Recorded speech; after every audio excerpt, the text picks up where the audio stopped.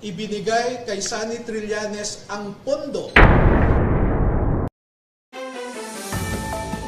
at bago mag-December 2023 ay inutusan sila na magpapalit ng peso to dollars.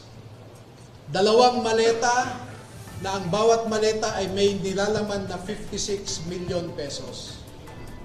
Kaya nakapagpalit sila ng equivalent to $2 million. At ang sabi ng mga executive assistants ni Ginoong Saldico ay pinaghahandaan daw nila ang pagdating ng foreigners. At kalaunan ay nakilala ng mga ito na ang foreigners na binabanggit ay mga ICC investigators.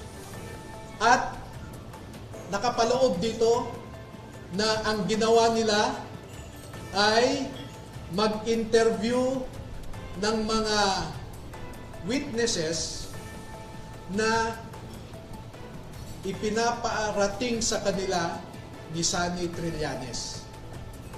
Wala silang ibang in-interview na mga witnesses, kundi ang mga tao lamang na pinapadala ni Sunny Trillanes.